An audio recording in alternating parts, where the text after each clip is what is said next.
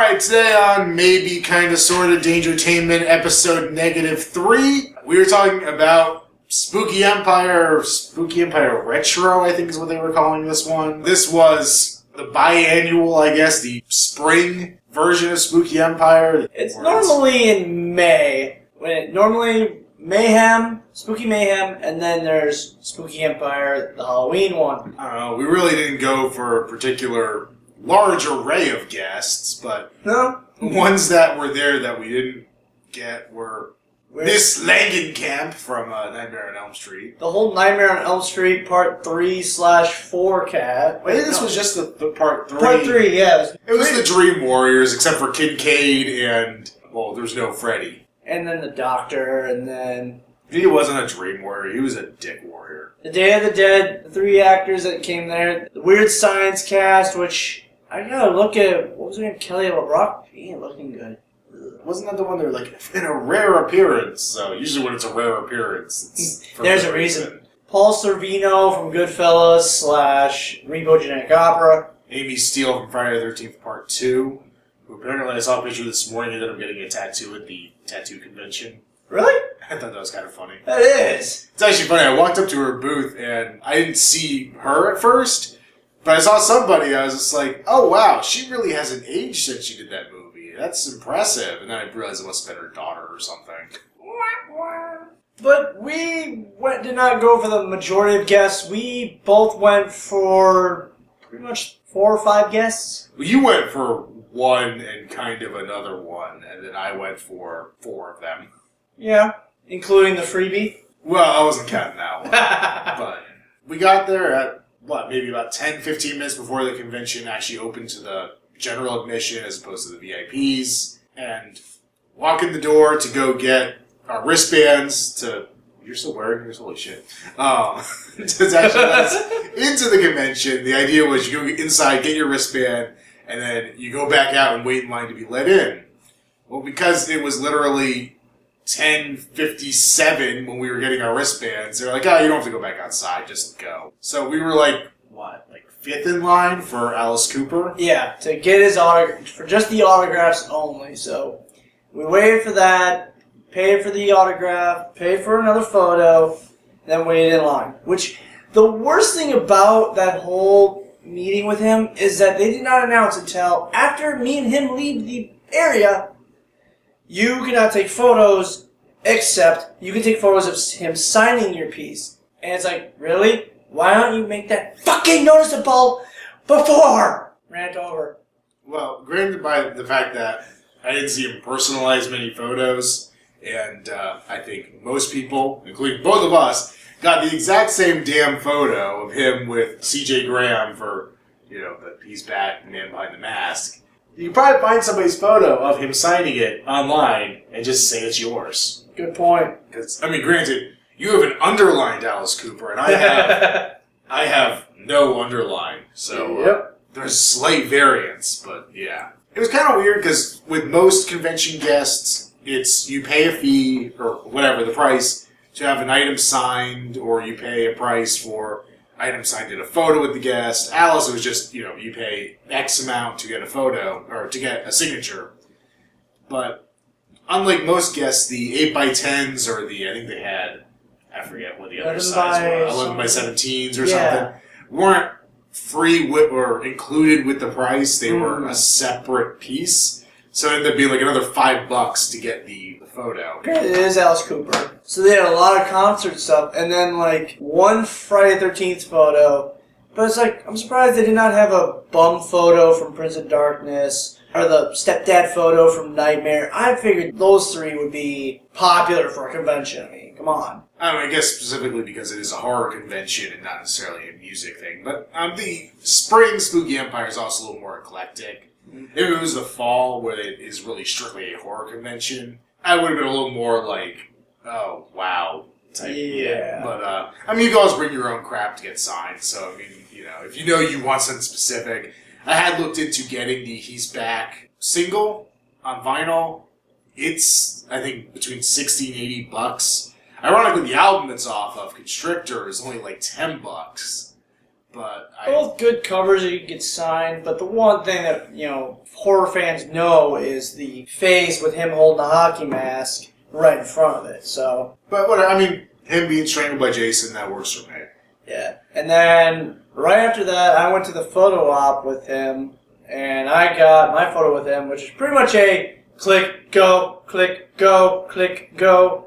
I mean, there's a few people that dressed up, and, I think I saw one guy dressed up as Jason. That was kind of cool. They did do the little choking photos, but it's just I like those kind of, quick go, quick go, quick go. But it's if you're dressed up, man, that sucks if you're trying to actually make it worth something. The thing that just made me laugh is when he was buying his ticket, because it's another fee to get the photo op, because it's a professional photo.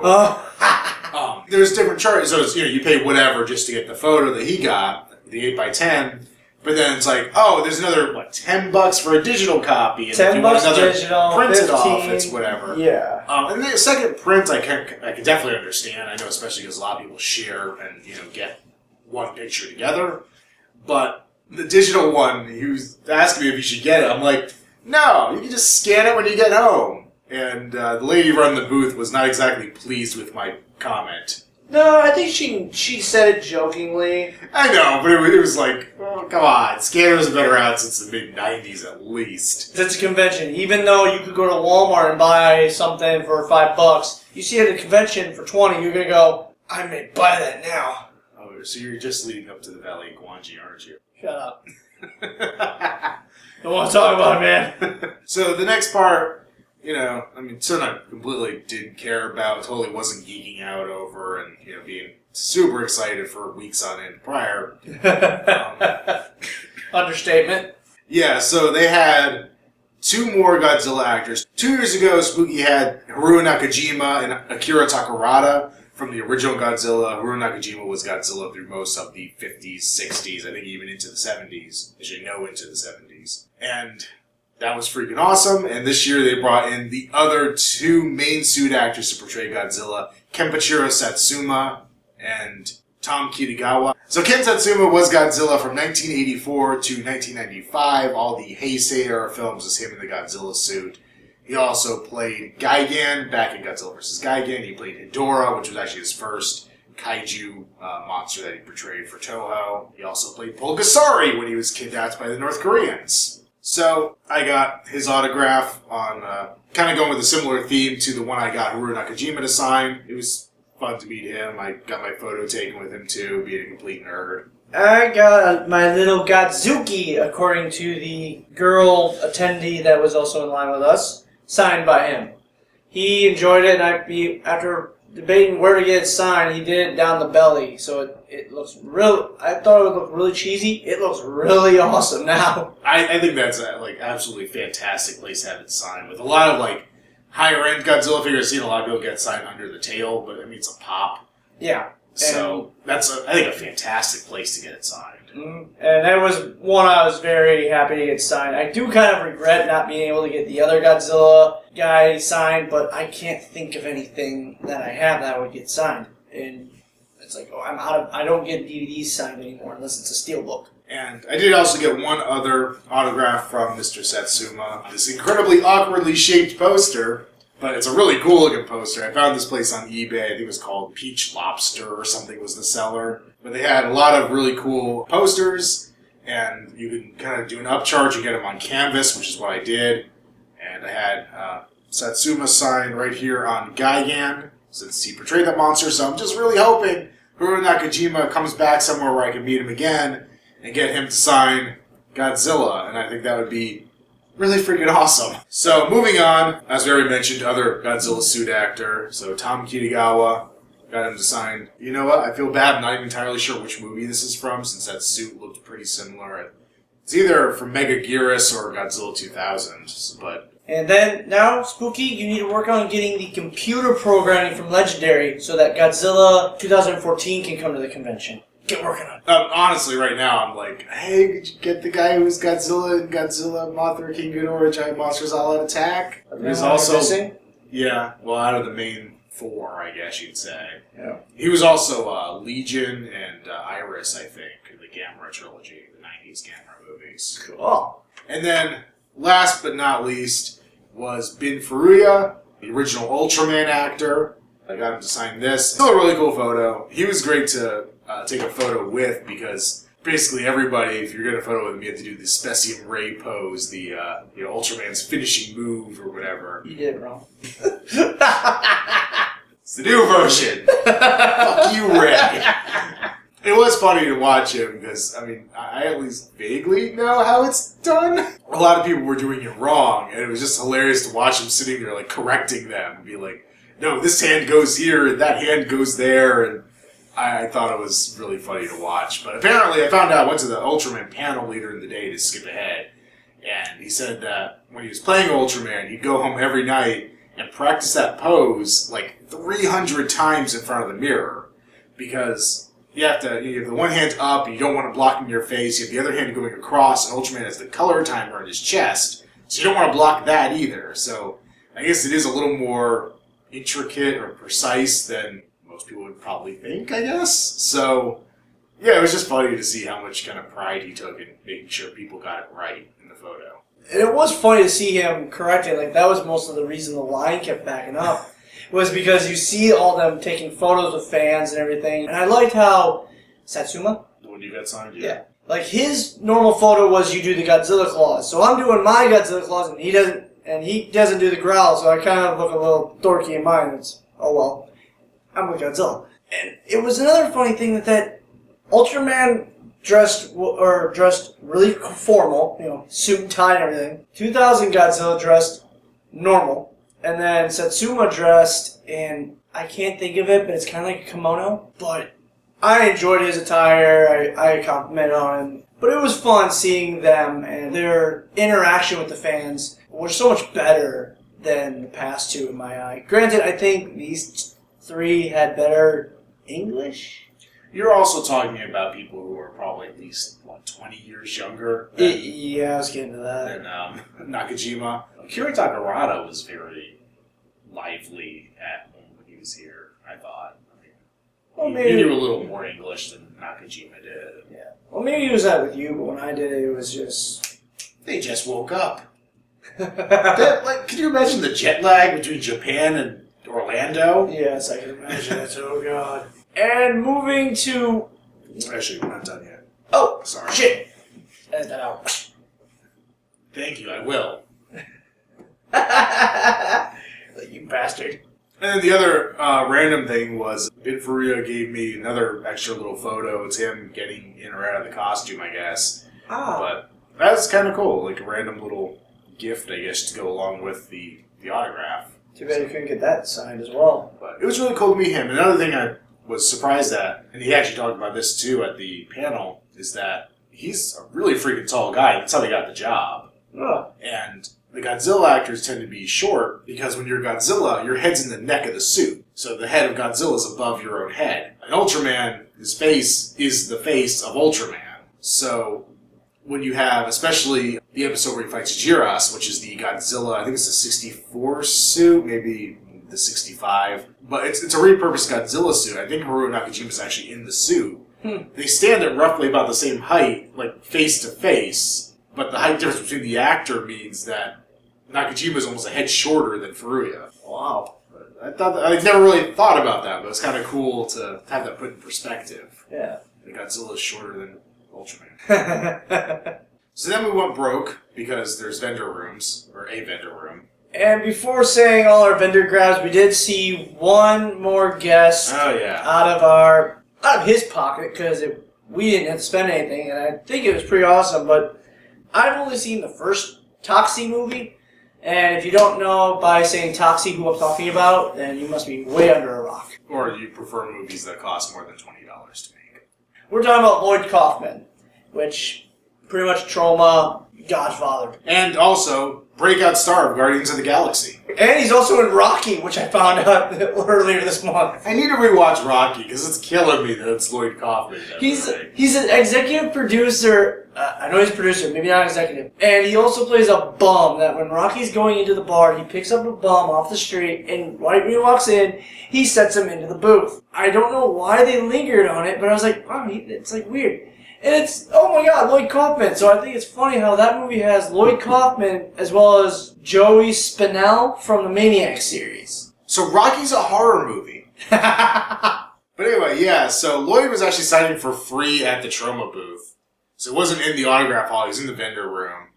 And I actually had met him previously at Dragon Con last year, where I paid $10 to get a really cheap photo signed by him. But he was signing for free, so I brought my Toxic Avenger Blu-ray, or Green Ray, or whatever this is. Did he sign it the same? No, this is to Fab Phil, and he did use an F. The signature up on the wall is Fantastic Phil, I think. With a P. PH.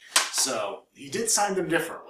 But what I didn't realize, I mean, as we're all taking photos, granted his area in the vendor room kind of did suck for trying to do photos, but he had this babe that was there at the booth. She's in all the photos, and granted, he's holding a Toxie mask with every photo as well.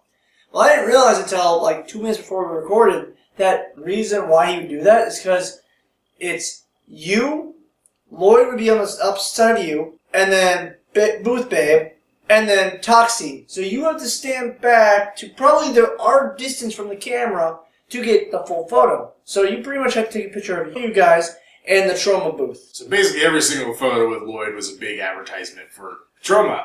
Yeah. It hit me when I was looking at the photos that were on my phone. I'm like, that's why he did it. That's why it's the widest photo ever.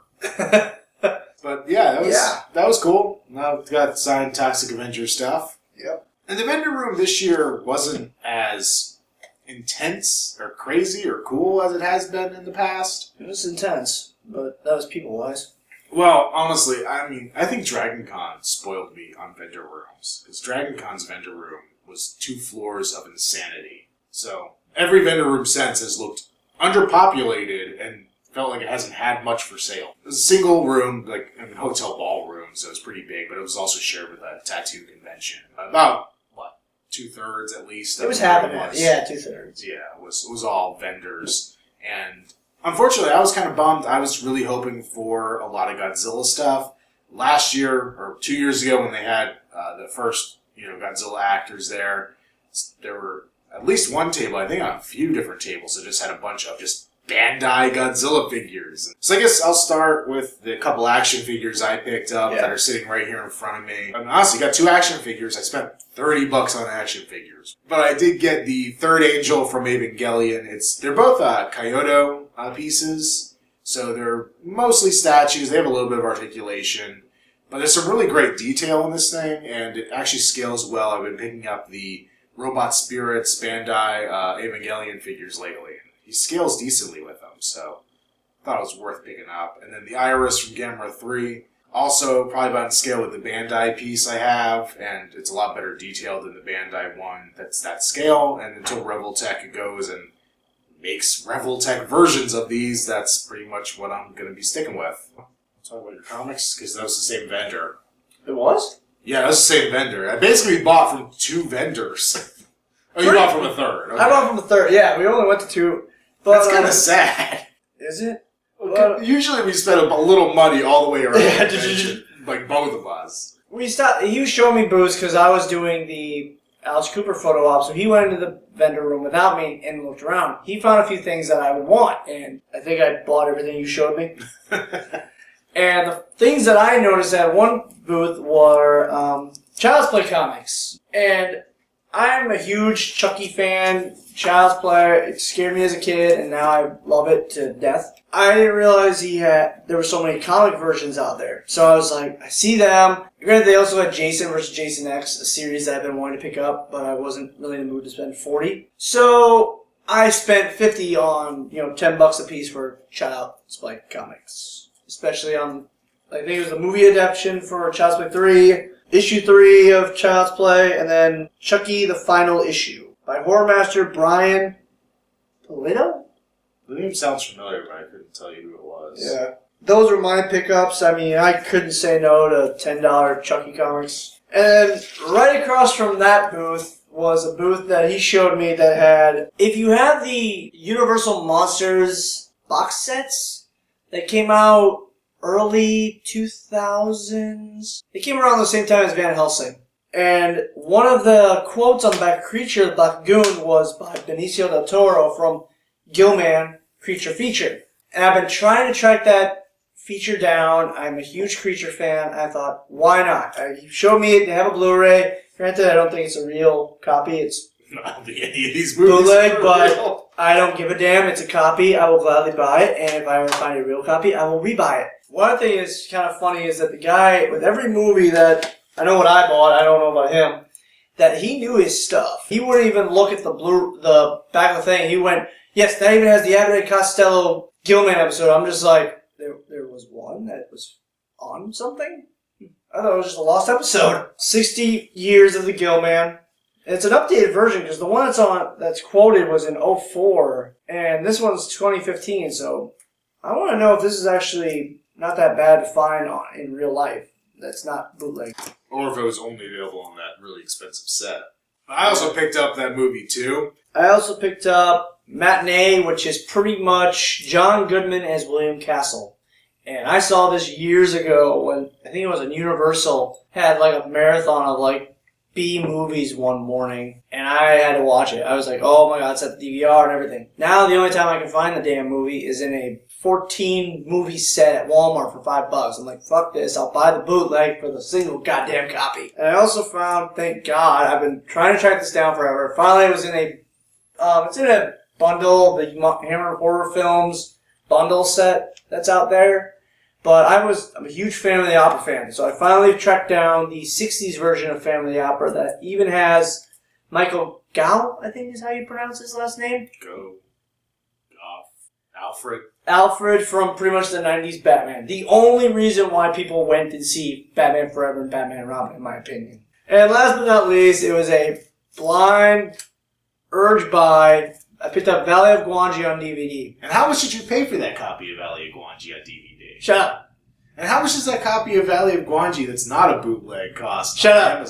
Shut up. I figured I was already splurging on 3 movies. Why not? Well, pretty much 2 movies. I found Matinee later when we found the other Gilman. I picked this up because and now I'm going, I wish I would have grabbed The Giant Claw, which is a giant vulture B movie. It's as big as a battleship. It is. So I did buy my own little grouping of movies from that vendor. Besides the Gilman, I got the Mysterians, and okay, I'll admit I didn't realize at the time that they were bootlegs, so now I'm actually kind of a little bummed. But this does go for a lot of money now for a real copy of it, so at least I'll be able to watch it on a DVD. It's literally a copy of the Tokyo Shock release. Like, the cover is the Tokyo Shock cover, and yeah, that's where I made my mistake. But Mysterians, yeah, and then dual disc set of Frankenstein Conquers the World. Once again, also, I think the Tokyo Shock designed package, I think, is the same, or whatever this was. Whenever this was commercially available, it was the same kind of look as this. And Crypticon. Crypticon, I bought you it. A bootleg of it, but it was just the Japanese version.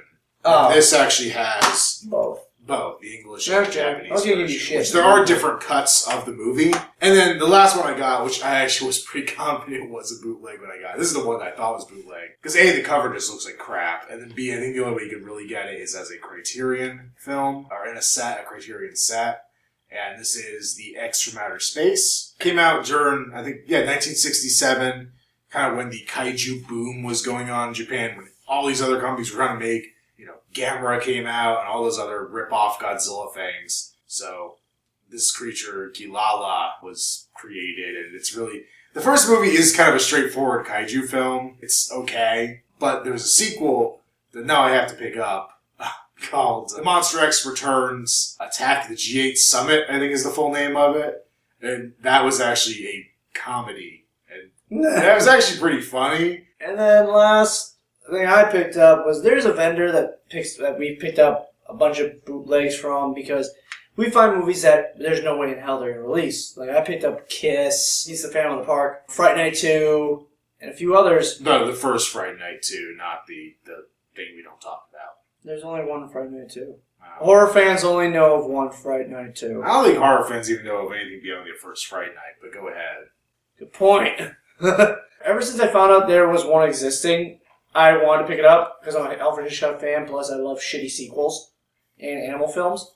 The Birds 2. Funny thing is, Tippi Hedren from the original actually is in this, so if I ever meet her again, I had her sign my copy of The Birds years ago, my first Spooky, so if I ever meet her again, I'm having her sign this. And another funny thing is, this is also one of those movies directed by Alan Smitty, which I looked up, and it's actually directed by Rick Rosenthal, who us horror fans should know directed Halloween 2 and Halloween Resurrection. So at least he's directed some good movies, or at least some good franchises. And then one movie, because the way, ever since we've been talking about Christmas movies, and I'm a sucker for any holiday-related horror films, he's been telling me about Elves.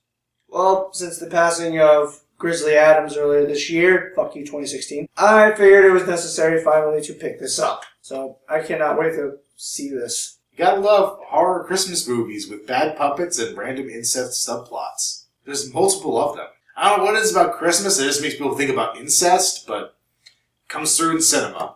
And then one movie that I've loved, well, not really loved, that I watched. Like, well, I don't love it, but I've seen it. Shut up.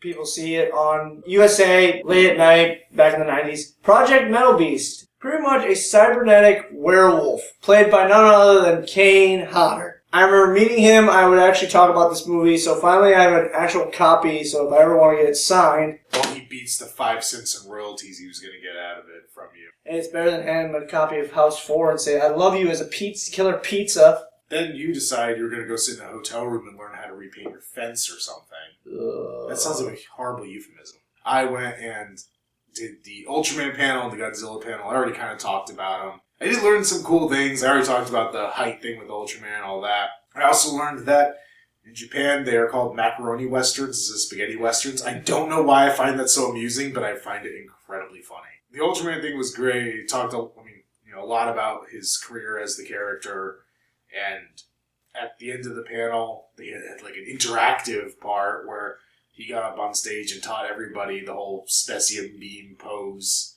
And he actually had a piece. At first I thought he had like a finger brace on, but it was actually a LED strip that went up the side of his hand and it had an activation button right here on his wrist so that when he did the pose, it would light up like he was shooting the Specium ray. Left that panel. I figured there was a little chance I was getting into the Alice Cooper one, so I just kind of walked around a bit, then went back an hour later for the Godzilla panel. That was a little more populated, but I got a really good seat for it. That was interesting because that was both Godzilla suit actors talking about it. They talked about dangerous moments on set. Tom Kitagawa was talking about doing some of the underwater stuff where Godzilla would rise out of the water. Somehow they had him in like a 5-meter deep tank of water with weights on his feet to hold him down, a big bulky Godzilla costume, and to keep him breathing through the whole thing, they gave him a scuba regulator, and then that fell out when he got into the water, and he had no way to put it back in his mouth. He had no way of signaling anybody what was going on, so he's like stuck, not being able to breathe. And apparently Satsuma had a similar thing happen to him, but because he's apparently super ninja reflex master, managed to bite the regulator and keep it in his mouth. Which was hilarious because, they're telling these stories in Japanese and they have a translator. So he's sitting there talking about it, acting out with that, biting for the regulator. No clue what the hell he's doing. No clue what the story is. Really want to know what the hell this is going to. I don't know what that gesture means, but okay. At the end, they both got up. Similar to the Ultraman thing, because there's not really a whole lot to show off with Godzilla movement. Tom Kitagawa was also a Super Sentai actor. So he got up and actually started doing some of the Super Sentai Power Ranger poses and moves and stuff. So he was demonstrating those for people to go and replicate, but he's going like 200 miles an hour, and I don't think anybody had any hope of trying to replicate what he was doing. And then Satsuma got up and was kind of demonstrating his Godzilla walk and attack poses and all that stuff. Which was kind of fun. So that was about it. I mean, after that, I left. Bye. 2 hours to go home, so, headed out. It's a much nicer drive going home because it wasn't pouring rain. The next iteration of Spooky Empire, they've announced it on the back of this program here, which they haven't done the last couple times. It was nice that they did it this time. As you can see, it'll tear your soul apart, and probably your wallet in the process. Is this year like an anniversary for Hellraiser 3? Why 3? Because I've seen a lot of Hellraiser 3 stuff. 3-0 is making a Pinhead from that. Mezco is as well. And I mean, they're doing Hellraiser in general. But I was just wondering, because those are both specifically the third movie. Yeah. So It'd be fun to see Doug Bradley again. I got him signed one item, and I've never seen Hellraiser when I got signed everything. So now there's a Pinhead pop. I'm going to get that signed, of course. And it'd be fun just to finally meet the one Cenobite I actually got me to like Hellraiser, and that was Cheddar. The good one, not the one with the eyes. it's the same guy in the suit anyway, so what's it even matter? It is? It is. It's the only one that changed between the first two movies was the female. Oh. Well, and then they changed Doug. Well, everybody changed after that, but except for Doug Bradley.